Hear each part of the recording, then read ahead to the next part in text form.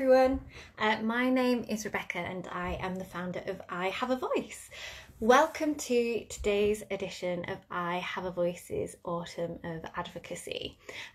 Today's edition is extra special for two reasons. The first reason is that we are being joined by not one, but two civil servants. And the second reason is that both of these women are my friends, and they're both people that really inspire me because of the great work that they do, and also because they're really lovely, fun human beings. So I know that you're going to enjoy today's session. So I studied politics at the University of Sheffield with Victoria, and she actually lived with me for some time here in London before abandoning me to go north. And Victoria introduced me to Kelly, who she worked with at the Cabinet Office. After a stint at the Cabinet Office, Victoria progressed to a really novel role in the civil service. She went to work in the Deputy Prime Minister's office, so Nick Clegg's office, during the Cameron-Clegg coalition. And this is a novel position in the government, obviously, because it only exists when there is a Deputy Prime Minister. And sadly, there was no longer a coalition after the 2015 election. The Lib Dems didn't do so well, in large part because it was seen that they reneged on their promises in regards to university tuition fees. So after Victoria's job no longer existed in the Deputy Prime Minister's office, she went on to the Ministry of Defence, and now works in the Home Office. Kelly too has worked in the Home Office, but she's currently on secondment to Cambridgeshire County Council. And her last job before this secondment was in the Department for International Trade, where she was tasked with a really exciting job. She got to work on a project with the Peruvian government to help them to deliver the infrastructure around a major sporting event where they required infrastructure similar to the challenges and the processes that we went through for the 2012 Olympics. So I'm going to try and introduce them both to the session now. I've only introduced one person before, so now introducing two. Let's see if this works. Bear with me. Waiting for Victoria. Let's get Victoria in. And see if I can get Kelly in as well. Hello. Hi, I'll leave you down a bit. How are you? I'm all right. Yes, I'm good. What an introduction. No pressure. Yeah, no pressure. I'm going to invite Kelly in now as well, if I can. It's not letting me invite Kelly as well. So whilst I try to figure this out, can you answer the first question? So first things first, what inspired you to get involved in the civil service? That's a good question. I think one of my earliest memories was sort of sitting watching the news with parents on an evening and basically having an opinion on everything, every story, thinking I could do it better, and then realising kind of a really effective way of trying to do it better is to work for the government and try and implement policies better myself. Yeah, I'll leave that to others to decide if that was successful or not. But yeah, it was. I think both of my parents were civil servants as well when I was younger, so I had a bit of an insight about what the civil service was and kind of what their jobs were and that kind of thing. But yeah, the desire to do things better was the main thing. That's amazing. Kelly, can you resend me your request to join, please, so that I can add you as well? I did trial this before and it was possible to add two people, so if not, I'll ask you the questions and then bring I'll Kelly just in. pretend I worked with the Lima government and we'll see we'll see how accurately I can recount the stories. My next question was actually about the fact that you have worked with multiple departments, even though Lima wasn't one of those. Or I guess that isn't a department, but Lima wasn't one of the projects that you worked on. And you've worked across lots of different policy areas. What's one of the policies that you've worked on where you feel like you've made a real difference? That was a good question, and makes you sort of start to question yourself, doesn't it? I think working in private office was pretty cool and a pretty interesting experience because you covered lots of different departments in your portfolio. So then loads of different issues like Home Affairs and Justice to diplomatic relations through the Foreign Office to defence and that kind of thing. And you really were involved in those discussions between ministers where they were trying to thrash out issues, particularly in a coalition when you had the sort of Conservative ministers and my minister was Lib Dem colours. So yeah, working through those issues was quite cool, and you could see the impact of those discussions translating into policy. But I think actually the policy I work on at the moment, which is tackling child exploitation, I manage a fund which operates in around 11 sites in the UK, and just being able to visit those projects, see the work that's been done, meet the children that are being supported, and also the staff who are just amazing in delivering those projects. It's quite satisfying, and yeah, just a really nice, it's when, if you're ever having a down day, to think about all the people you've met who are being affected by the policy you're working on. It's really a good motivational tool. That's really great, because I imagine often as a civil servant that you don't often, there aren't that many roles where you get to meet the people who your policy decisions affect on a day-to-day basis. Yeah, I think especially there's lots of roles where it's, say, more operational, say working in, for example, job centres, passport centres, that kind of thing. But I think for civil servants, maybe working in Whitehall, it's I guess, what's called the centre of government. You have you're just in a bubble. You have a lot less contacts with, real life and people and opinions. So yeah, so it's good to be able to get out of Whitehall and just see what's going on in reality, if you like, and what the real issues are and what really makes a difference and what doesn't, and then being able to feed that back to ministers and the senior civil servants who ultimately sign off your policies and that kind of thing. So yeah, it's so interesting. Like, the civil service is such a massive employer in the UK, and understanding how that works is really interesting. But actually, I'm an advocate, and quite a lot of people listening to this conversation today are also would put themselves in the bucket of being an advocate, and this is obviously called an autumn of advocacy. So guess what would be really helpful for us to know is when people like me want to advocate for a cause and communicate with you and others in the civil service and the different layers of the civil service, what grabs your attention and what makes you take them seriously? So I think first of all, just recognising that the people you're talking to are just human beings as well. And we definitely don't have the answers to everything. So in that vein, actually, if people come to you and say, this is the problem, here's a possible solution, or here's what's worked well in other countries, or here's a little bit of research I've done, you might want to look into this, and here's a bit of evidence to back up what I'm saying, that is just so helpful, because it gives you a starting point to then look at yourself, work with analysts in your department or legal advisors about if it's possible or not, and being able to point to where maybe that work's already underway, be it at a local level, like in the UK, even if it's just one or two sites that you can then point to and say, well, it seems to be working there, or it didn't work there, but this is the reason why, so if we did things slightly differently. That's just so helpful. Yeah, come to me with the solutions is what I, without putting all the pressure on advocates, but it's just a really helpful starting point, and then you can sort of balance that against all the asks you get and all the issues you're trying to address, and more so for ministers, actually, all the issues they're trying to address and the pressures. If you can come with a almost ready-made proposal, then that's half the battle, because then you might say pilot an approach. So the fund I work on is only active in 11 sites in England. It's not really that big a reach, but the fact that it's adding to that evidence base, and you can then build on that in future, and you never know, it might be national, it might be international, who knows, but it's just that starting point, and you can then gradually sort of sort of increase your reach or your ambitions, if you like. Yeah, that makes perfect sense, and that's really good to hear around coming with a solution and evidence to back up that solution, because what we try to do at I Have a Voice, we have a three-pronged approach, which is, first of all, engage someone in your issue, secondly, educate them about a solution and give them an evidence base, and then empower them to do something about it. Yeah.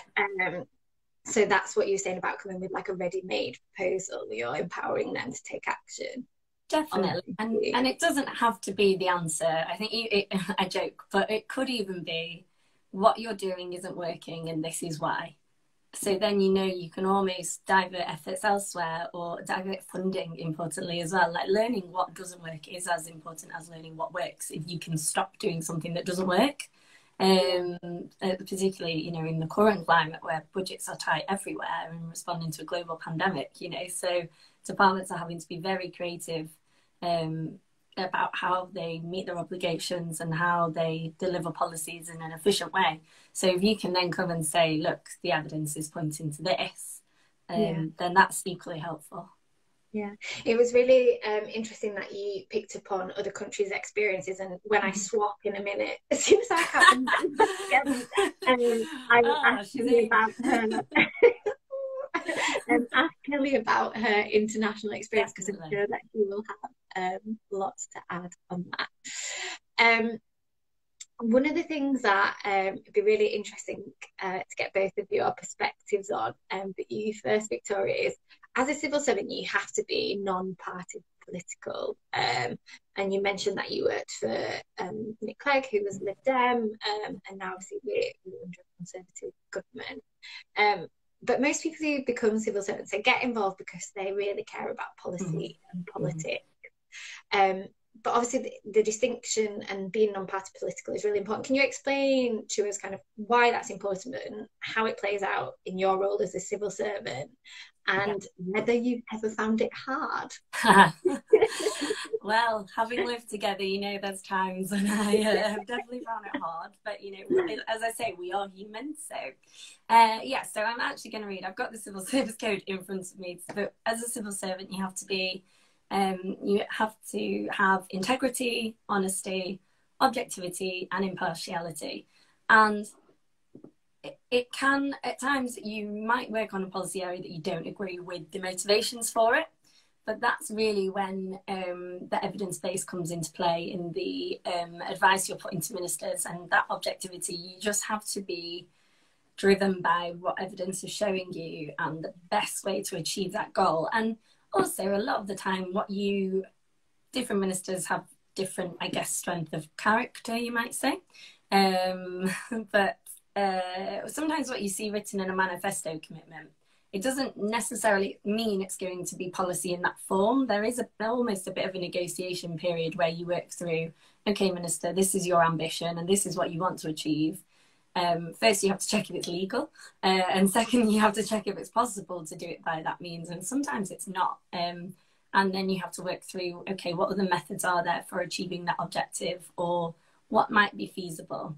And try and influence that in a way that is honest as well, because not all manifesto commitments are good ideas. And you just have to be honest sometimes about if there's unintended consequences, or if it's going to break the law, for example, you know, things like, genuinely things like that. Tablet comes to mind when you talk about, like, Ed Miliband's the tablet that he had for his manifesto commitment. Yes, I mean, exactly. And I think, again, ministers are human as well, so then they're fallible. And, you know, a good minister should admit maybe when the evidence is telling them not to do something, or not to go down a certain avenue, and maybe explore other options. There are definitely policy areas I wouldn't work on because I just don't agree with sort of the aims and ambitions, or ultimate the motivations behind an outcome. But the civil service is big enough, and there are so many different areas to work on, that it's actually, you'll always find something that you're interested in or passionate about, or sometimes just fall into different areas that you didn't really know you were interested in, but the opportunities come up, and then you can get really stuck into it. And when you can shape a policy, that's really rewarding, because actually you can sort of get an idea from being written in a manifesto commitment to them being law, you know, and that kind of thing. So it's hard, but I think a lot of people in what they do, you know, in any job, you are objective, you are honest, hopefully. Yeah. So it's kind of the same principle. Yeah, that's exactly true. I guess in any job, there's going to be times when you disagree with what management are saying, and you know, you have to act in a way that you maintain your own integrity, but within the realms of what's possible. Yeah, and actually a big function of the civil service is to challenge ministers and challenge ideas, challenge groupthink. You know, we've seen with a lot of policies in the past where that hasn't happened. And then, you know, you have to be held accountable for that. So, yeah, it is your responsibility as a civil servant to be almost, I hate to use the word sense check because that would, you know, diminish a minister's ability to sense check itself. But, you know, you need different voices in the room and you need different ideas and thoughts as well. So that leads really nicely to my next question, actually, in terms of diversity in the civil service. And you just spoke about it in terms of needing to have diversity of thought in group think. And both you and Kelly are extremely successful women. Whoop, whoop. But not all parts of the political sphere have achieved gender equality or diversity more broadly. What are your views on diversity and inclusion, both within the civil service and then in terms of government policy? So is diversity and inclusion embedded into policymakers' decisions? Oh, that is so topical at the moment, working in the Home Office as well, you know, in sort of, you know, in response to Windrush and policies that were maybe made previously that absolutely were not diverse or considering the diverse needs of a lot of people. So in answer to your first part, I think the civil service is a lot more diverse in terms of gender than it used to be. Absolutely, there's a lot more of a balance. I think there's still a lot of work to do to get women into positions of the senior civil service. Kelly is actually a fantastic example of that, but more, yeah, needs to be done, as with a lot of companies. But that takes time. But then in terms of diversity, in terms of representation from sort of Black and minority ethnic backgrounds, from different economic backgrounds, it can still feel a little, what's the word? Not as varied as it could be. And yeah, and that's so actually important for them when you're making policy and thinking about how your policy would impact on the needs of a diverse population, or, you know, what actually is the solution, to avoid things like groupthink and things we were talking about before. As a civil servant, you should always undertake it. So boring, but it's called a policy. What is it? Kelly will know what it's called. It used to be called a policy equality statement. It's basically like an impact assessment of your policy against protected characteristics. So gender, religion, race, disability, pregnancy and motherhood. And you should, when you're devising policy, really think about direct and indirect implications of your policy. But also through the lifetime of a policy, you should be checking that and making sure things haven't changed and that you're not causing direct or indirect discrimination. Yeah. I think that's something the civil service could be better at. You know, we see so many areas of policy where just things have happened and things aren't quite implemented as they're thought out, and that comes back again to people being humans, but it's having the sort of ability to recognise where things have gone wrong and changing it quickly, and, you know, admitting where maybe mistakes have been made or they've just not been thought through because of the pace at which they've had to be developed and that kind of thing. But I definitely think there's a long way to go, both in terms of sort of recruiting more diverse staff to the civil service to then inform policies. But a lot of what we do in my job actually is trying to involve the cohort of young people we support in policy making and have stakeholder events and have learning events with them and say, so how's it working for you? What do you find helpful? What don't you? And then relaying that into our policy making and also sort of our partners across government in sort of education and health and social care in particular and that kind of thing. But yeah, I think government could be a lot better. With that. It's great to know actually the lengths that they're going to and that they have these processes in place. I think we can all think of examples of policies where there's headlines because perhaps there's been unintended consequences or perhaps even intended consequences that then society determines that they aren't politically palatable. But it's great to know that actually it is so embedded in policy making in the first place. I think that's leaps and bounds above further forward than a lot of private companies, for sure. Yeah.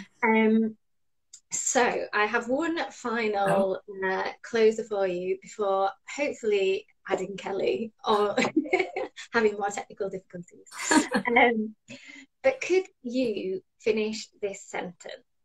I have a voice. Listen to me. That. It's It's quite simple, just, you know. But that goes for everybody, you know. I agree. That's such a brilliant line, and one that that's one of the good reasons having a friend on and someone you trust that they can be that honest. Because that's the whole point of I Have a Voice, that we want to empower people so that people listen to them. Thank you so much, Victoria. No, I'm going to no now try and if you leave, bye. I'm going to add Kelly. No problem. Thanks for listening to me. Thank you.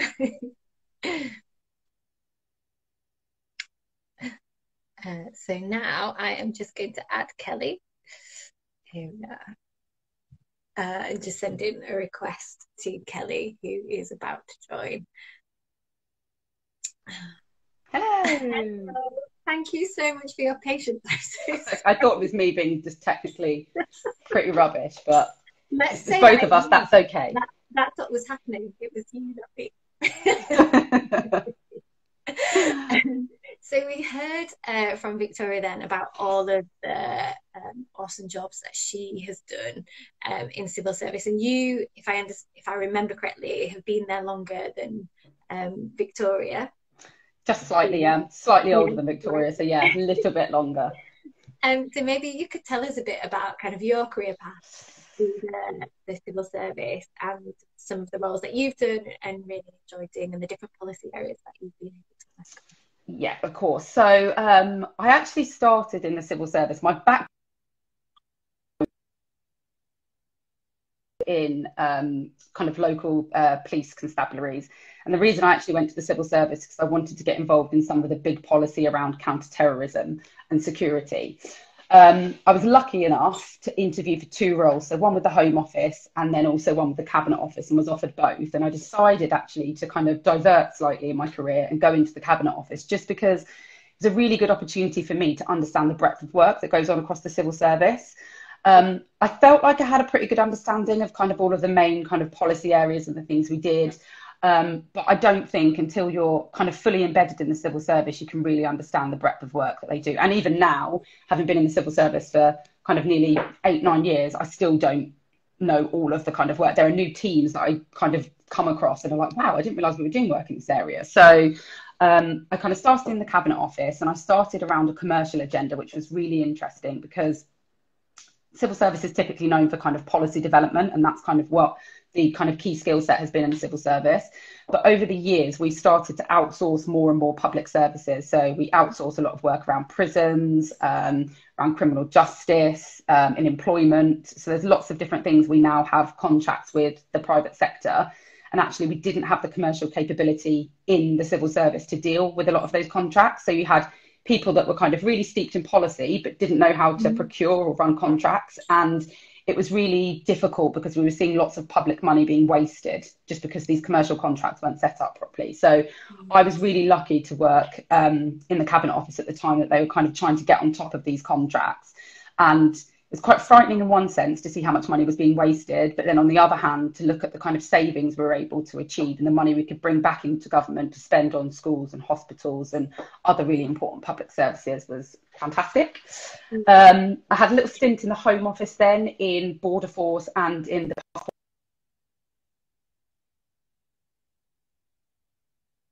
backlog, because there was a scientific error in the calculation of how many passports needed to be produced, which meant a backlog of like 500,000 passports. So going into the Home Office at a time where you had to brief ministers in the morning and the permanent secretary, who's the kind of head of each department in the afternoon, was quite full on.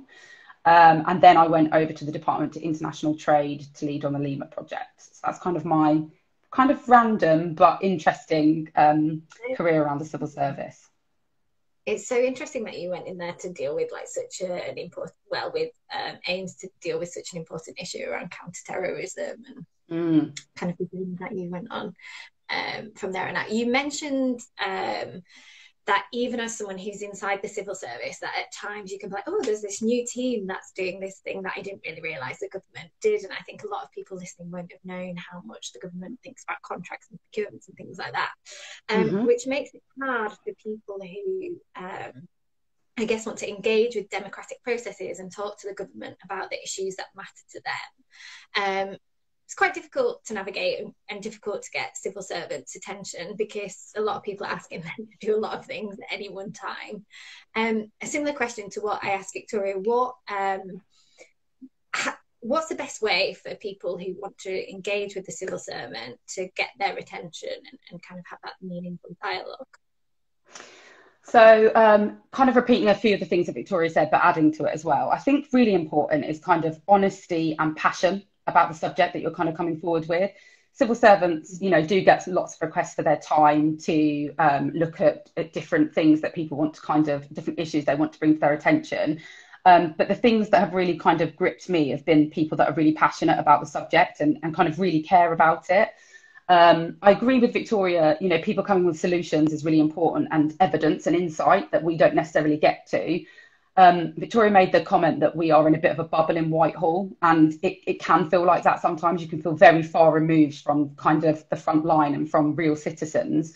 So when people are bringing the voice of different groups to you, I think that's so powerful, because it can kind of get lost in, you know, the scale of the things that we are dealing with sometimes in the civil service can become so kind of intense. You can kind of miss and forget the end person that you're trying to help or trying to support. So bringing insight and evidence about things that are working, bringing insight and evidence about things that we're not doing very well, I think that's the really kind of powerful thing. And really thinking about the person that you're trying to communicate with and what's going to be important to them, what's kind of on their mind at the moment. And they're the kind of things that typically would catch my attention. How would I go about researching what's your current priority in order to do that, in order to tap into something that, you know, would resonate with you? Generally look at the news. So we are so in the civil service, we are so guided. A lot of what you see in the press is the things that are going to be on our ministers' minds that are therefore on our minds. So if there are things going wrong in big policy areas, or there are things we're kind of really publicising, the press is such, I think it's, in the time that I've been in the civil service, the media has become so much more pivotal in everything that we do, because it's, you know, a lot of that is a public voice as well. So that typically tends to be quite often where civil servants' minds are. The big things, you know, particularly for departments like Victoria's in the Home Office, where it is so kind of public facing in that respect, that's a really good starting point. That's so interesting. I guess we often think about like the media being highly politicised and having that impact on ministers, but I personally hadn't necessarily fully appreciated how much that had trickled down to civil service. Obviously, you know that they'll be led by ministerial priorities, but it was quite that quick in terms of reaction and changing. For those of you tuned in, I have a couple of questions left for Kelly. So if you have any questions you want to put to either Victoria or Kelly, type them in the chat. I can see that Victoria is still online and commenting. So you can ask questions to both or either of them.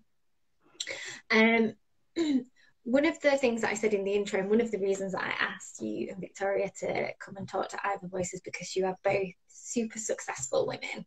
And I asked Victoria this, and she told us about the kind of the forms that you have in government to do this. But I guess, what's your experience of diversity and inclusion in the civil service? And then, given that in your role you've worked with a whole host of stakeholders who engage with the civil service, diversity inclusion more widely in the political sphere and the political arena? So I think, and it's actually been really interesting. So I'm on secondment to local government at the moment, and that's whenever you come out of an organisation, you kind of have a better view of what it felt like in the organisation, because when you're in it, you're kind of really wrapped up in what the organisation feels like. Equality and diversity and the recognition of the importance of an inclusive and diverse workforce and the effort the civil service is putting in has changed tenfold over the time I've been in the civil service. So when I joined the Cabinet Office, I was one of the only females kind of at my grade. When I was promoted into the senior civil service, I think I was one of the youngest females in the Cabinet Office that had ever been promoted into that, and I wasn't that young. And there was one black female, Sharon White, who now is the chief executive of the John Lewis Partnership, who was in the civil service in the Treasury at the time. And that was the only black female that I saw in any senior position in the entirety of the first kind of 5 years of being in the civil service. That has changed a lot. So there are, you know, the gender kind of diversity is much better. The BME or BAME diversity is better than it was, but still not great. Social mobility. So I think as an organisation, we're taking it a lot more seriously, but there is still, you know, a huge way to go. I would often find myself as the only female and definitely the only black female in many, many rooms that I would be in. And that will still be the case when I do return to the civil service. So it's not to say it's perfect, but I would definitely say that the effort that's been put in and the commitment in the kind of senior leadership team to diversify the workforce is definitely there. In terms of policy making, so Victoria talked about the fact that we focus more now on doing things like equality impact assessments and understanding what the impact, both positive and negative, will be on citizens of that policy making. The issue for me is still that we use it as we do it as a kind of consultative thing. So we develop a policy, or we're developing a policy, and we think, oh, we must consult the equality and diversity experts in the organisation and kind of get their views on what this feels like. And for me, kind of success in the organisation would be where every individual in the organisation can think about equality and diversity in their role all the time. So it's not a kind of add-on. So whilst I think that we have made a lot of progress, and I think there's much more, the issue is kind of on everybody's agenda, I don't think it is embedded anywhere near to the degree we need it to be. And therefore, we are not serving the public as well as we could do. But I think the commitment's there, which I think is really, really good. And actually, compared to local government, we're a lot further forward. So I think that's really positive. Yeah, how are you finding that now working in local government, central government? What's kind of the main differences? I think actually the civil service is a lot more progressive than some kind of than a lot of local government, and part of that is the diversity of the workforce. So you tend to get people, the civil service is much more permeable now in terms of people coming in from different sectors, people coming in from the private sector. So there's a lot more diversity of thought, even though it's not perfect. Whereas in local government, you tend to have lots of people that have been in the organisation for a very long time, and that can kind of mean a lot of groupthink and some kind of, there's not as much kind of challenge, I think, in some parts of local government. The big difference, obviously, is the proximity to citizens and kind of engaging with people and the kind of frontline services. And that's very different. And I can see what the impact of that is. So when I kind of return to the civil service, that will be something I'll be really thinking about in terms of how we develop policy and how we kind of deliver our services.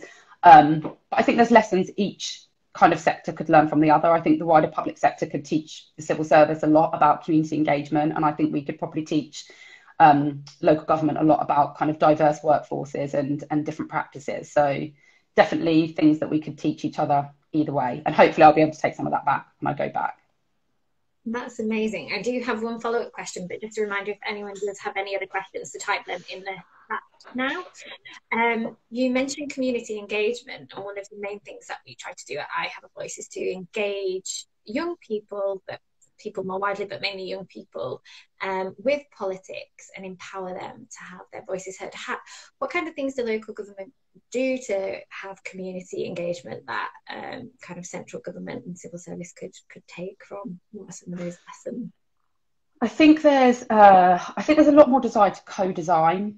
So I think that local government, probably more than central government, admit that they don't always have the answers. So I think in central government we quite quickly try and jump to having an answer to something, and also thinking not recognising we don't always know the full extent of the problem. So actually you need to go and speak to people to say, we think this is a problem, is that right, is that how it feels, and therefore will these solutions be kind of right to put in place. And I think that in central government we do that less, whereas in local government they tend to be much more open to saying, you know, kind of, is this right? I think that citizens also have a lot more access in local government. So I was really surprised in like my first couple of days there. I went to the first kind of couple of committees around adults and young people, and you can join those committees and kind of comment on papers and policy development as it's happening and it's live. Whereas trying to do that in central government, you know, trying to get a petition or trying to get the time for a civil servant or a minister would just be kind of so long-winded and bureaucratic. So I think there's something that we need to do about being able to open up those channels. You know, Victoria was talking about how they're doing it a lot more in kind of her space, but as an overall across the civil service, that's something we could definitely do a lot more. Because I think that access is the kind of the start of being able to do that engagement and that co-design. That's really great, and like a really helpful reminder that actually for people, despite engagement with local politics being even lower for voting, that actually there's so many opportunities for you to engage with local council and on local issues that really impact your community on a daily basis. So Kelly, my final question is the same final question that I put to Victoria. Can you finish this sentence? I have a voice. I deserve to be heard. Brilliant. I love how concise and clear yours and Victoria's responses are. Occupational hazard of being a civil servant. Concise, to the point. Thank you so much again for taking part, to both you and Victoria. I super appreciate it, and definitely owe you both a glass of wine when we can all meet in person. Absolutely. Whenever that may be. I really appreciate it. For those of you tuning in, the next edition of our Autumn of Advocacy will be next week, and it's with Lucy Stevens, who's the director of New School. They're involving pupils in the decision-making processes in their schools, and they have a say in what they learn, and which for our youth ambassadors who've been speaking to their own teachers about their curriculum over the last few weeks, I know that will be super interesting. So tune in for that. Kelly, thank you. Victoria, thank you for having me. So sorry it didn't work for all three of us, but I really appreciate it. Bye everyone. Bye. Thank you. Bye bye.